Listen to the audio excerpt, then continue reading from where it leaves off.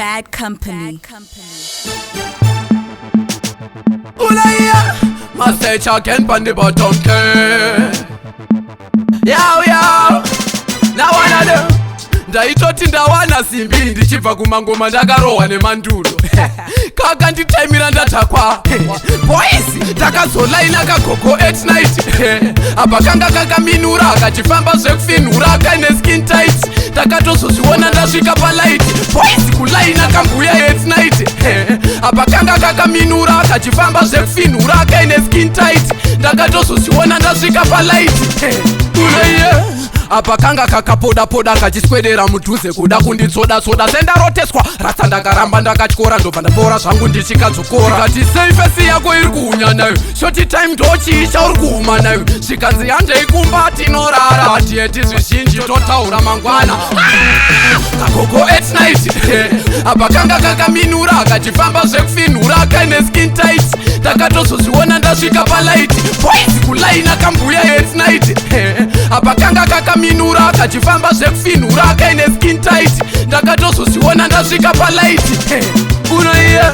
kaita unge chimoko kagogo kakanga kakafitwa negogo unoiye handina kutapura magaizi ndanga ndakarohwa nemabrongo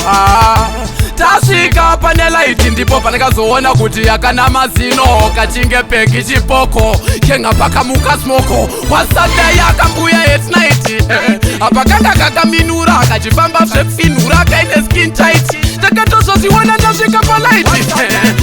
kagogo at night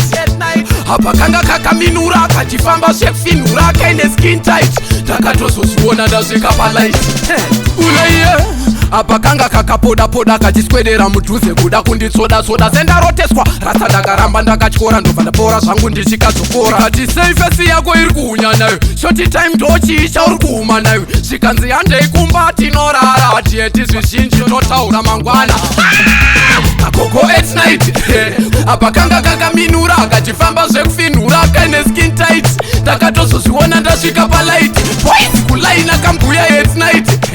apa kanga kakaminura akachifamba zvekufinhura akaine skin tight ndakatozozviona ndasvika palight unoiye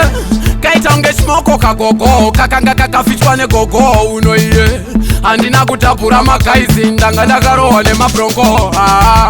tasvika pane laiti ndipo pandakazoona kuti yakana mazino kachinge peki chipoko kenga pakamuka smoko wasaday akambuya at night